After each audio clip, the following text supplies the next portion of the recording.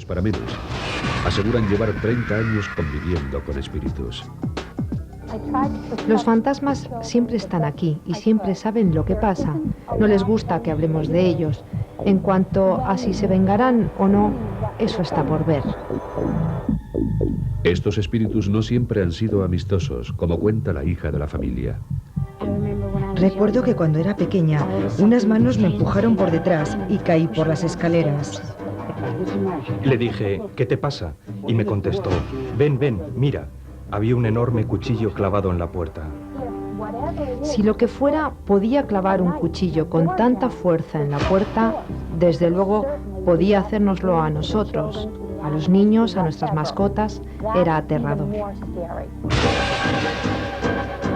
No importa dónde nos vayamos, estos fantasmas nos persiguen. No son las casas las que están embrujadas, sino nosotros. Ante estos aterradores acontecimientos, la familia cambia de domicilio hasta 11 veces.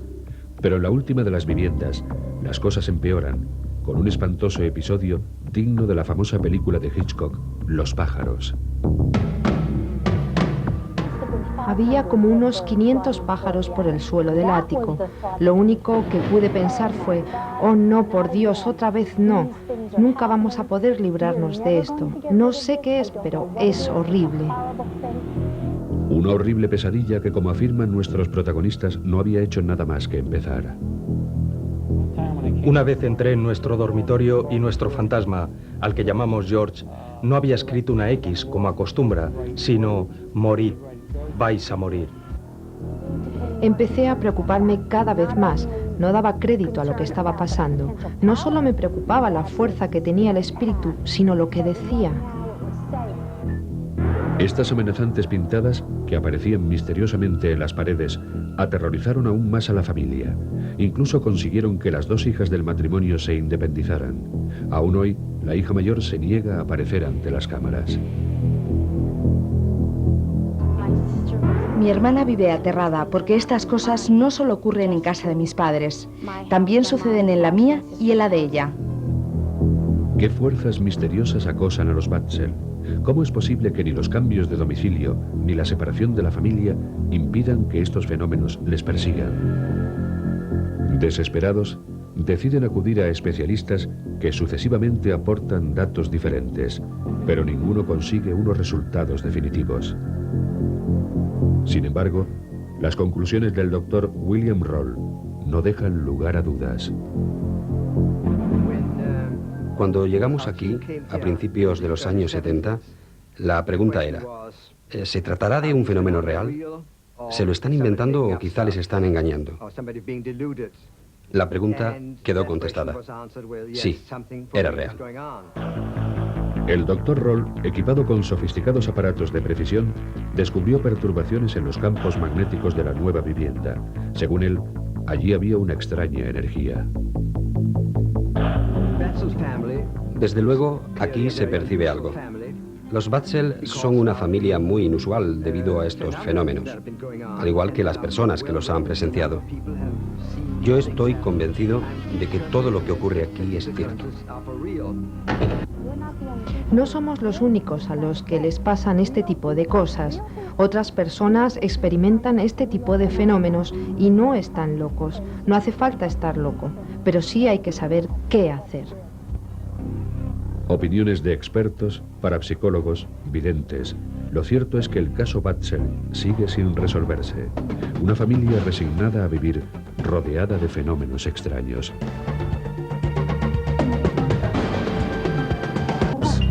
O sus peligros.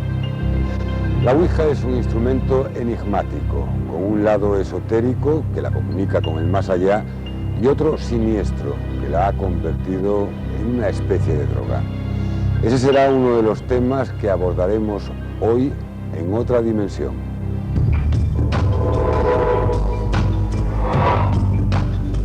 La historia del cojo de Calanda es uno de los milagros más emblemáticos reconocidos en su día por la Iglesia Católica. Descubriremos documentos oficiales y exclusivos que ponen en tela de juicio este fenómeno religioso.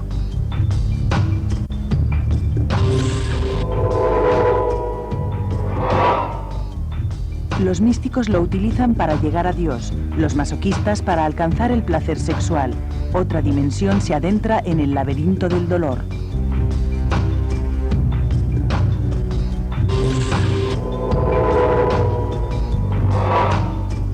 ¿Qué llevó a la muerte al antiguo propietario del castillo de San Martín de Valdeiglesias? Se creía la reencarnación de un rey, tuvo una vida controvertida y desafió a los espíritus.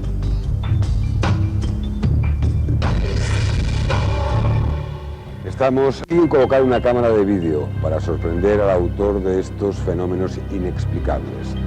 De repente, la cámara graba algo inesperado. ¿Qué es eso? ¿Qué pasa ahí? En esta casa ocurren sucesos inquietantes. Los albañiles que la restauran han encontrado las herramientas fuera de su sitio y el propietario, alarmado, ha decidido colocar una cámara oculta para descubrir a los gamberros. Pero lo que la cámara graba es una presencia inesperada. Bueno, la silla en esta toma es algo impresionante, moviéndose por el suelo. Pero lo más sorprendente de este documento es la parte de la lámina de yeso. Si se estuviera cayendo, se habría caído directamente por la fuerza de la gravedad. Pero, sin embargo, fue arrancada. Era algo sorprendente.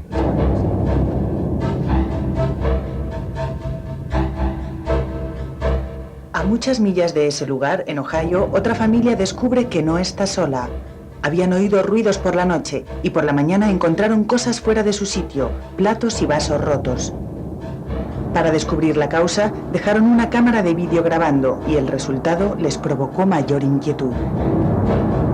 El vaso se mueve por la mesa, aparentemente él solo. A continuación, la máquina de escribir que no está enchufada. Una silla se separa de la mesa. La mecedora comienza a moverse misteriosamente y escuchamos que la puerta principal de la casa se abre y se cierra sola.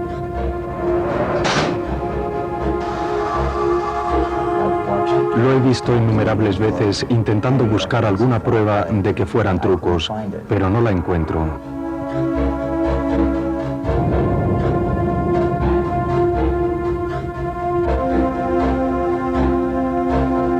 Nuestro próximo destino es Turquía, un apacible lago donde habita un extraño animal que no figura en ningún libro de zoología. No les estamos hablando de leyendas, hay unas imágenes que así lo atestiguan. Mide más de 15 metros, no es un cetáceo y tampoco ningún otro animal acuático conocido. Más de 1000 personas lo han visto e incluso un joven científico turco pudo grabar estas imágenes. A pesar de tener una prueba fehaciente de su existencia, desde entonces no se le ha vuelto a ver. Por eso, la criatura se ha convertido en un mito. Algo parecido le sucede al emblemático monstruo del lago Ness. Según las estadísticas, cada vez que alguien consigue captar la imagen de Nessie, este desaparece por un largo periodo sin dejar rastro. Su misterioso perfil abandona la superficie para ocultarse de ojos curiosos. Parece que el lago quisiera guardar su secreto.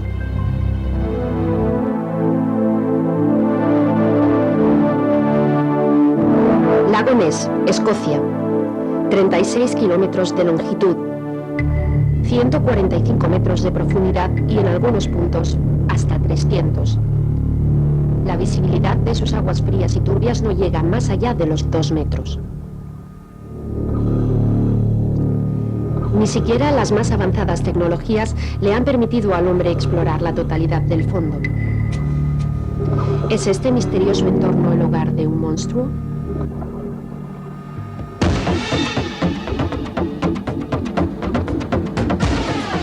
Hace más de 100 años que se dan casos de avistamientos en el lago. Todos coinciden, una enorme criatura asomando a la superficie.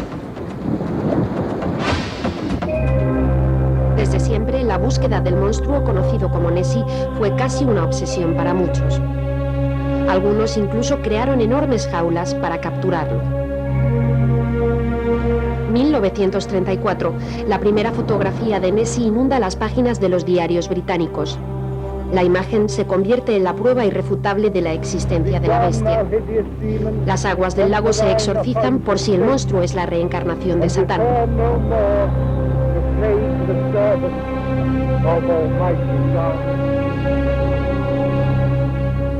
Los más intrépidos se aventuran al turbio fondo del lago. Nessie está ahí y quieren encontrarlo. Pero en 1989, horas antes de su muerte, el autor del documento confiesa que se trata de una foto trucada. Desde entonces, muchos niegan la existencia de Nessie. Pero ¿cómo se explican estas otras fotos?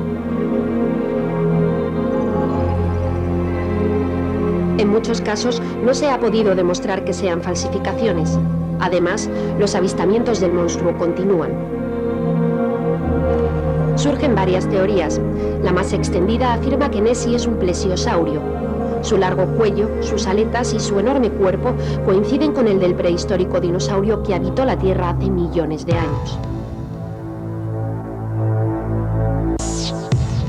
Hoy las investigaciones en el lago Ness prosiguen. Todos los días se recogen sedimentos del fondo en busca de pruebas de la existencia del enorme ser. También se registran gran parte de los movimientos del interior del lago a través de un sonar, pero de Nessie ni rastro. Sin embargo, la ausencia de pruebas científicas no significa nada para las miles de personas que afirman haber visto a Nessie. Después de todo, tampoco se han descubierto pruebas científicas que nieguen su existencia.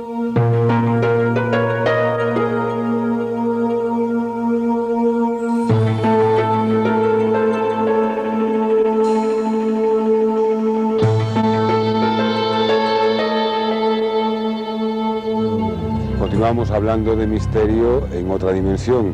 Los expertos dicen que normalmente un fenómeno poltergeist está asociado a un lugar determinado, a un espacio donde ocurrió algo. Vamos a alojarnos en una misteriosa habitación de hotel. ¿Se atreverían a pasar aquí una noche? En 1994, el Hotel del Coronado de San Diego fue objeto de una minuciosa investigación. Varios clientes habían informado de que en las habitaciones se estaban produciendo fenómenos paranormales.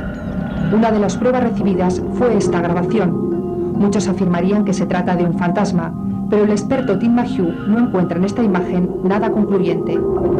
Como no se ve la parte de atrás de la puerta, alguien podría haber puesto algo, una barra por ejemplo, que la abriera y cerrara. Las imágenes serían más creíbles si se viera la puerta entera, por delante y por detrás. Analizando la imagen con más detenimiento, se observa una sombra que puede ser no de un fantasma, sino de una presencia humana que abre la puerta. Sin embargo, en la misma habitación se obtuvo esta imagen para la que Tim Mayhew no encuentra explicación. Aquí no hay barras ni manos que abran puertas. ¿Cómo saber qué es lo que vemos?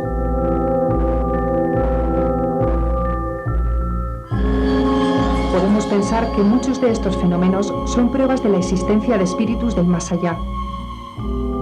Encontramos puertas que se abren y luces inexplicables en hoteles embrujados o en casas abandonadas, pero nunca podremos tomar una grabación como algo irrefutable. En unos minutos nos embarcaremos en un avión cargado de misterio. La han visto, la describen como un ser de luz similar quizás a una virgen. ¿Quién es este ente protector? Cuenta la leyenda que el bandolero malagueño Zamarilla, perseguido por la autoridad, se refugió en una ermita donde la Virgen lo cubrió con su manto, haciéndole invisible a los ojos de sus perseguidores.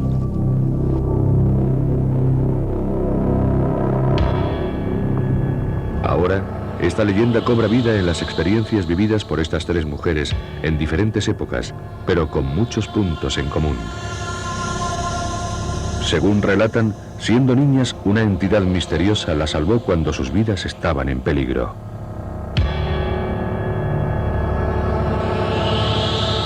Trinidad Collado aún busca respuestas al extraño suceso que vivió en El Picazo, un pequeño pueblo de Cuenca.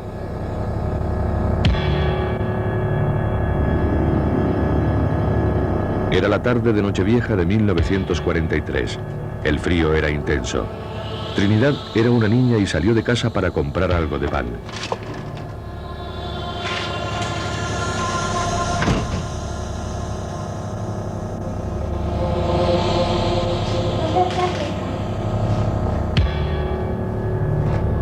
Tras cumplir el encargo, abandonó la panadería para regresar a casa, pero nunca llegó allí. De pronto se encontró ante una choza situada a varios kilómetros del pueblo. ¿Cómo apareció en aquel lugar? Eso no lo recuerdo. Y andando no podía ser. Yo allí donde estuve no había estado nunca. Que me daba la sensación como si fuera de otro mundo aquello, estuviera en otra parte. Algo indujo a Trinidad a entrar en aquella choza, como si supiera que allí nada malo podría pasarle. Una vez dentro, vio un fuerte resplandor y la figura de una mujer que, callada, permaneció a su lado. Pero aquí la gente me buscaba y todo y no me encontraron y pasaban por allí por la choza. Se quedó dormida al abrigo de su dama protectora hasta el amanecer. Entonces me dijo la Virgen, sabe que va a pasar un hombre. Y ya no la vi más. Como aquella voz profetizó, la niña encontró en su camino a un hombre que la cargó sobre su espalda para llevarla de vuelta a casa. Y fue solo en ese momento, al entrar en contacto de nuevo con otro ser humano, cuando Trinidad comenzó a sentir el intenso frío que no había percibido durante la noche.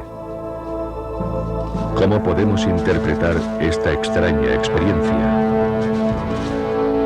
Yo pues como un milagro. Yo lo interpreto como un milagro. Tras regresar al pueblo, Trinidad fue llevada a la iglesia, donde reconoció a su dama protectora. Era la Virgen del Rosario.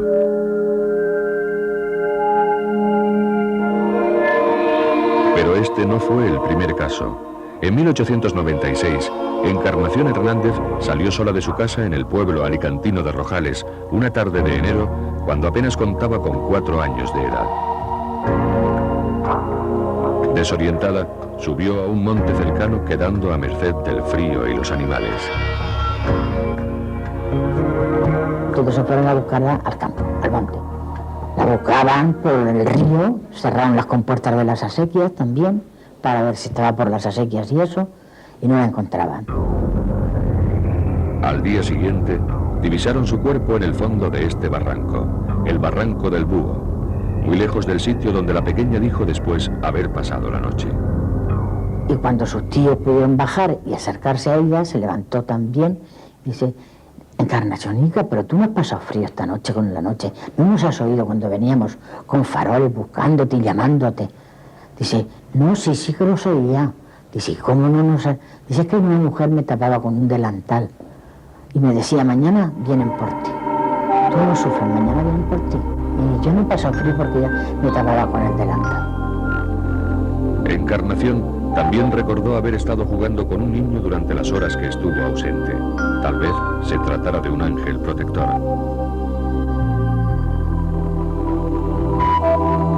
No hay duda de que alguien o algo mantuvo a aquella niña a salvo del peligro. Pero lo que nunca recordó es cómo llegó hasta el lugar donde fue encontrada al día siguiente. No, ella no fue consciente, se encontró en el barranco al otro día. Pero la gente pensó eso, que si ella cae rulando de donde estaba abajo, pues se hubiera lisiado. A pesar de su corta edad, identificó sin dudarlo a la Virgen del Carmen como su dama protectora. Aquella imagen vestía un hábito marrón que la niña reconoció como el delantal. En la Navidad de 1979 tuvo lugar el caso conocido más reciente. Antonia Tamayo tenía 4 años. Apareció ilesa tras pasar 3 días y 3 noches perdida en los Montes Nevados. Según dijo, una misteriosa señora había cuidado de ella.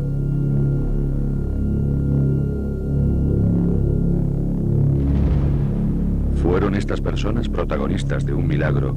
¿O se abrió ante ellas una misteriosa puerta hacia otra dimensión?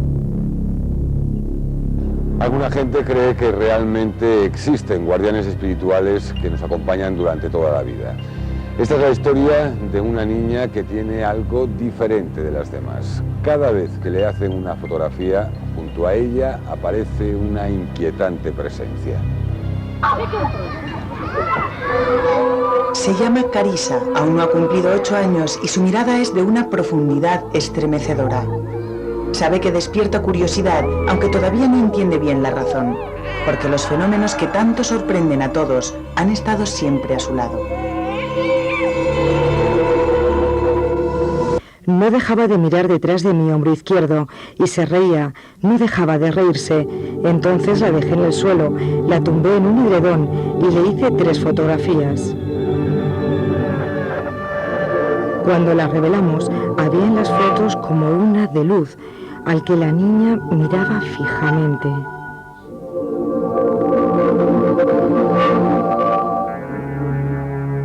Nadie puede ver estas imágenes fantasmales, pero están ahí. Fotografía tras fotografía, a lo largo de los años, estos entes han sido captados rondando cerca de Carissa. Su familia no sabe lo que hay detrás de este fenómeno, pero sí tiene claro que sea lo que sea, no es de este mundo.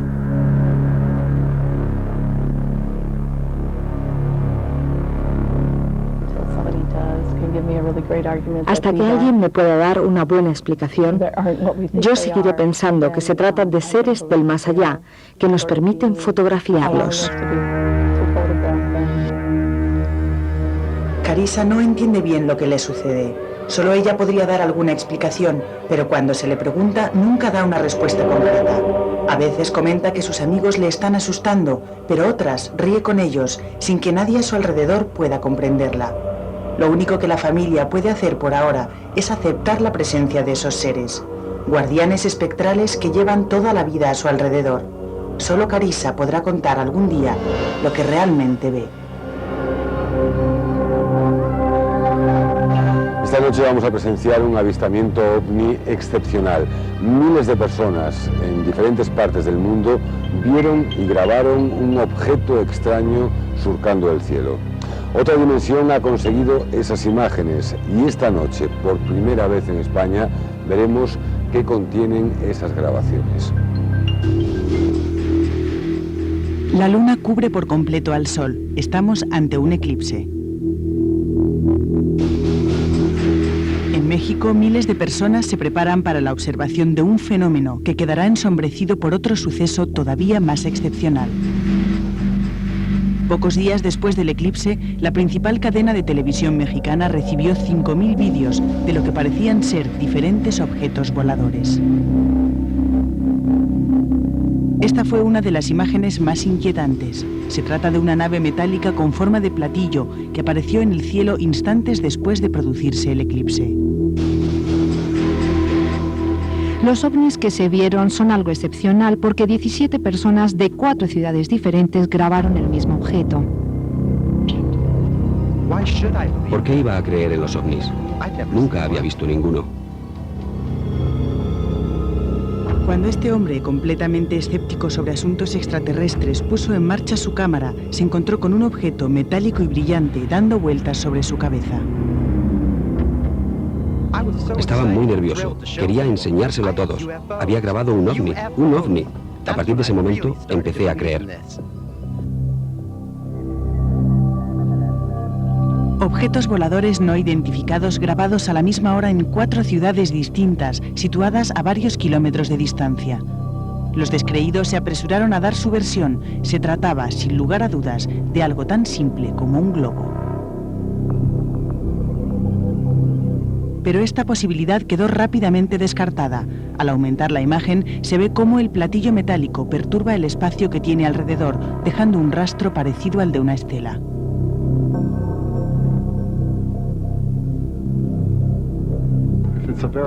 Si se tratase de un aparato grande, el humo se desplazaría hacia arriba. El hecho de que se expanda por todos lados sugiere que se trata de un objeto pequeño diseñado por el hombre.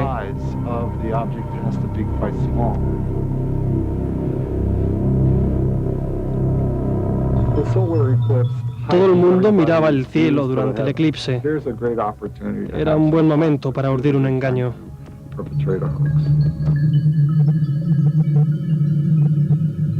Si fue un engaño, el complot se desarrolló a nivel mundial porque pocos meses después se grabaron idénticas imágenes en Japón, el mismo objeto recogido en vídeo a 6.400 kilómetros de distancia.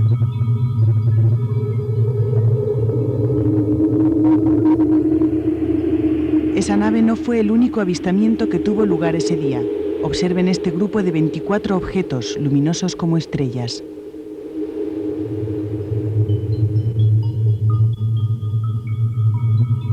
Se mueven cada uno en un sentido, ignorando la dirección del viento y las corrientes. Sin embargo, componen todos ellos una única figura en la que además se observan extraños movimientos. El objeto se mete en la nube, sale de la nube y se vuelve a meter. No solo nos está diciendo, mirad, estamos aquí, sino que está desplegando una modalidad de vuelo que nosotros no conocemos.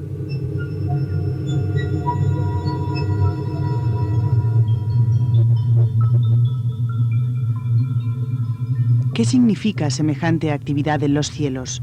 ¿Se trata tal vez de aeronaves alienígenas que observan nuestro comportamiento desde el espacio? Una vez más, la comunidad científica resta valor a estas pruebas gráficas.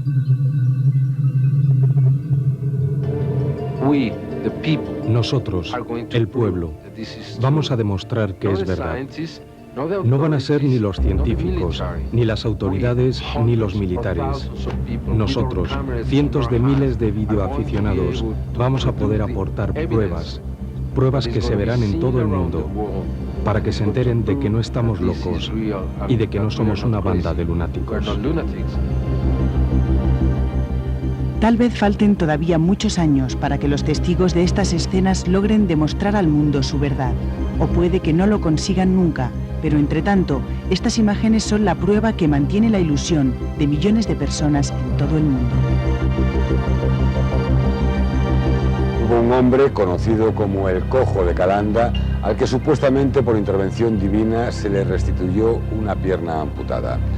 Es uno de los milagros reconocidos por la Iglesia Católica, pero hoy la investigación de los documentos del proceso eclesiástico realizado en su día pone en tela de juicio la veracidad de este hecho prodigioso atribuido a la Virgen del Pilar.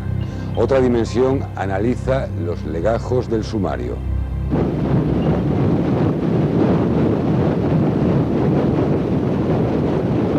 Calanda, el pueblo de Teruel en el que nació Luis Buñuel y donde en Semana Santa retumban los tambores hasta que sangran las manos, guarda también uno de los más prodigiosos milagros de la Iglesia. Según la creencia católica, en 1640 la Virgen del Pilar restituyó la pierna a un hombre al que se la habían amputado unos años antes. Se trataba de Miguel Pellicer, el Cojo de Calanda. Hoy, 361 años después, hay quien sostiene que todo fue un burdo engaño.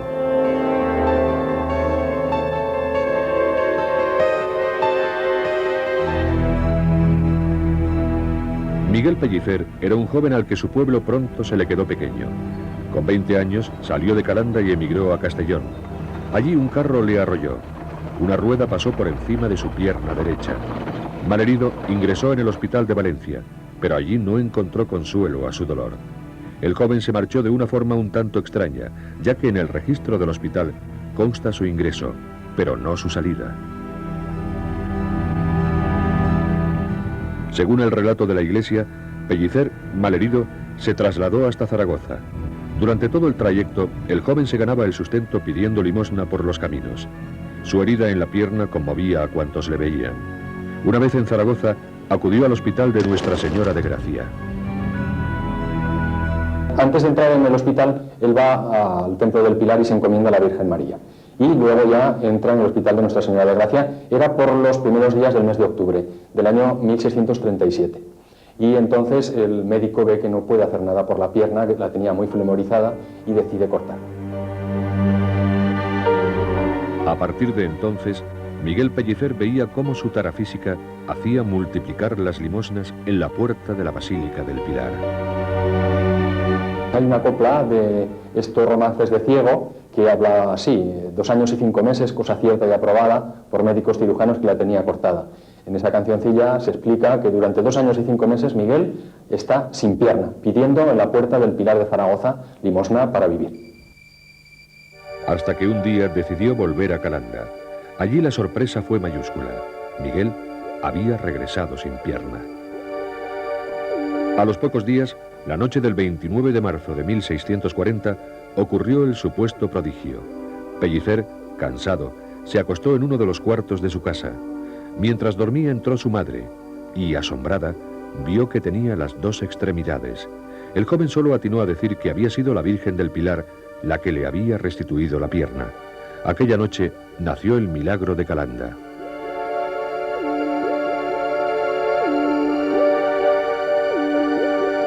Hoy, más de 3 siglos y medio después, algunos historiadores consideran que esta es una de las manchas negras en la historia de la Iglesia.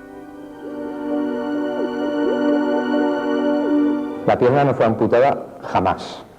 Cuando leemos los documentos nos damos cuenta de que el cirujano, Juan de Estanga en este caso, dice que le parece que era la misma persona al que él amputó en su día una pierna. Pero estamos hablando de que en el Hospital de Gracia de Zaragoza había la friolera de 400 personas diariamente que entraban y salían y las amputaciones estaban a la orden del día. Según esta versión, la Virgen del Pilar nunca restituyó la pierna a Pellicer porque nunca le faltó. ¿Cómo es posible que algunos lo vieran con una sola extremidad? El cojo de Calanda sabía muy bien cómo atarse la pierna hacia atrás. Pellicer habría sido descubierto con la extremidad desatada. Entonces, si no fue un milagro, ¿qué ocurrió? Otra dimensión ha tenido acceso a documentos de la época donde se demuestra que el máximo impulsor del milagro, Giuseppe Herrero, vicario de Calanda, había sido denunciado ante la Inquisición por presuntas malas costumbres. El Santo Oficio le pisaba los talones. De este modo, el milagro fue para él un balón de oxígeno que le permitió librarse de un proceso inquisitorial.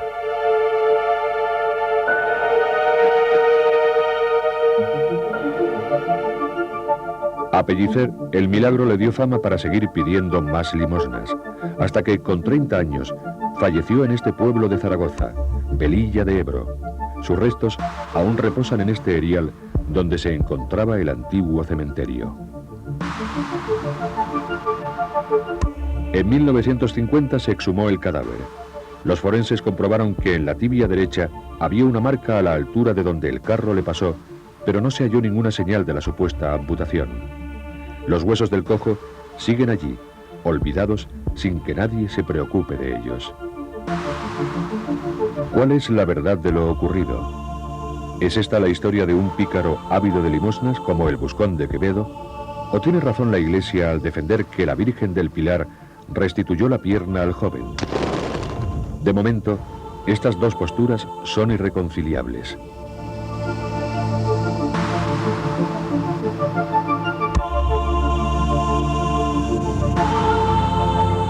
¿A qué se puede llamar realmente milagro? En la lista de siniestros de la historia de la aviación figura un accidente que podría pasar como uno más, pero algo inexplicable sucedió a varias personas que viajaban en ese avión, algo que modificó lo que parecía un trágico e inevitable final. Febrero de 1989. Pasajeros y tripulantes se disponen a iniciar el vuelo 811 de United Airlines con destino Nueva Zelanda. Nunca llegarían. Aquella mañana el piloto del vuelo sospechó que el fin de su carrera iba a ser dramático.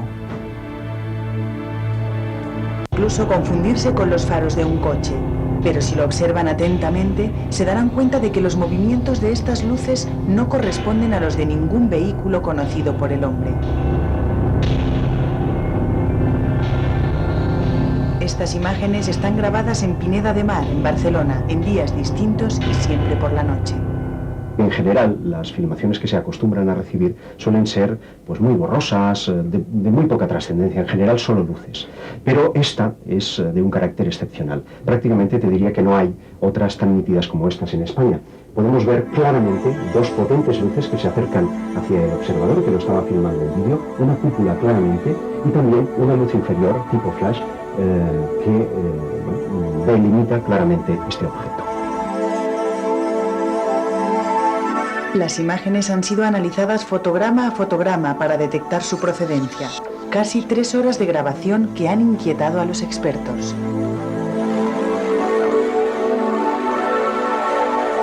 Los estudios preliminares efectuados por laboratorios de prestigio demuestran que no se trata de ningún montaje.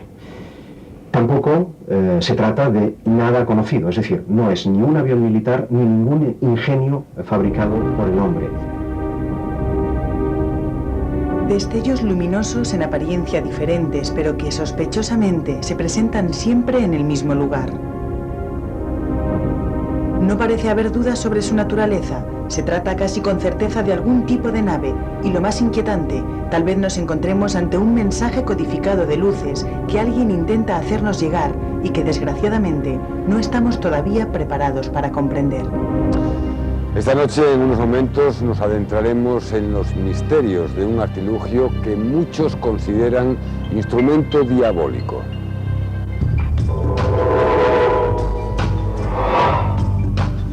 ¿Qué peligros se esconden detrás de la Ouija? ¿Intervienen en este hipnótico juego los espíritus o es una traición de nuestra mente?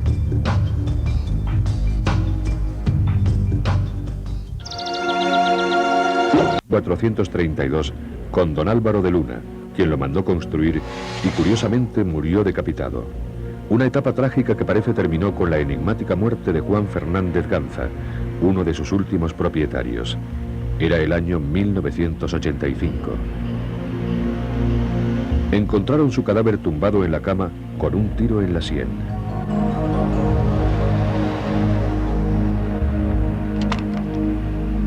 La misma cama donde había dormido Juana la Loca. A pesar de su afición a la bebida, murió sobrio. El caso se cerró como un suicidio, pero los que mejor le conocieron no aceptan esta versión. No creo que él quisiera matarse en ningún momento. Al contrario, un hombre vital, era luchador. Juan tiraba bien, disparaba bien con las dos manos y no era un hombre temeroso. Si hubiera tenido que suicidarse, se hubiera suicidado aquí, en esta sala, con su rey y brindando con las botas de montar, los pantalones de montar, porque estaba lleno de ritos, entonces nunca se hubiera suicidado en la cama, es que eso no entra en la cabeza.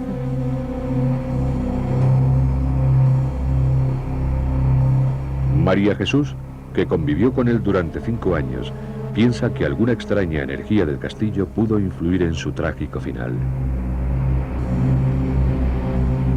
Una vez un mago, un señor, me dijo que él veía que esto era un sumidero y no sabía si entraba la energía o salía, pero siempre era negativa. Juan movería unas energías muy negativas, no tenía prejuicios, saltaba por encima de cualquier cosa. Juan Fernández Ganza era un hombre con un oscuro pasado y un carácter contradictorio y en ocasiones violento. Vivía como un señor feudal en pleno siglo XX. Se hacía llamar Marqués del Valle y decía que este castillo había sido suyo en otra vida. Juan creía en la reencarnación. Era Piscis y siempre tenía regresiones y siempre estaba hablando de su rey, de Carlos II. Él decía que él había dedicado su vida a cuidarle y siempre lloraba por él. Su fascinación por Carlos II se vio reforzada cuando un historiador acudió a la fortaleza buscando pruebas de que este monarca había tenido una hija, cuya existencia fue ocultada para acabar con la dinastía de los Austrias. Según esta teoría, este lugar se convirtió en su prisión.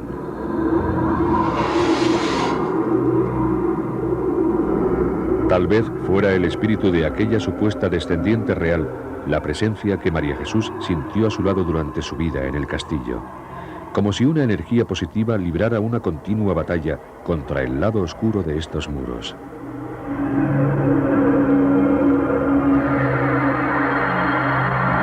Un escenario en el que su dueño gustaba desafiar las fuerzas ocultas, realizando sesiones de Ouija en las que, al parecer, surgía el espíritu de Carlos II. Todos pensaban que era Juan quien simulaba las apariciones, pero lo cierto es que algo flotaba en el ambiente.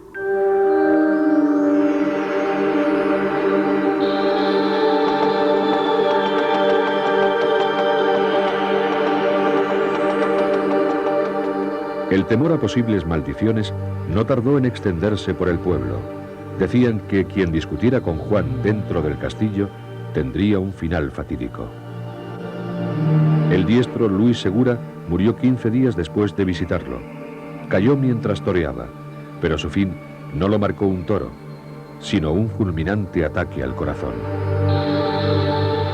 Nadie podía evitar temer a un hombre dado a los excesos y que tenía como mascotas a una pareja de leones. Sí organizaba la orgía, de vez en cuando soltaba unas leonas, las mujeres corrían, él se divertía, etc. Pero no solo las mujeres, cuando iban los hombres también soltaban los leones. Pero para ver las reacciones de la persona. Un extraño anfitrión que disfrutaba utilizando las tragedias ocurridas en su castillo para potenciar su lado más sarcástico. Presumía de que en su bodega habían sido enterrados 3 miembros de la Guardia Mora de Franco. Y él decía que por eso el vino de San Martín que él tenía era el mejor vino que había, porque se había muerto, decía. Tras la muerte de Juan, surgió otro macabro rumor cuando unos restos humanos aparecieron bajo el suelo de la capilla. Lo que para algunos no podía ser otra cosa que una mujer emparedada por Juan, resultó ser finalmente el hijo de los varones de Sacrolirio, anteriores propietarios del lugar. La muerte de Juan Fernández Ganza sigue siendo un misterio, como lo es también que con él terminara el influjo negativo de este castillo. Sus actuales propietarios quieren limpiar cualquier rastro oscuro utilizándolo para actividades culturales y realizando excavaciones para determinar su verdadera antigüedad. En verano se celebran conciertos en el patio de armas. Varios testigos aseguran que con los primeros acordes se desata un terrible viento que hace volar las partituras por los aires.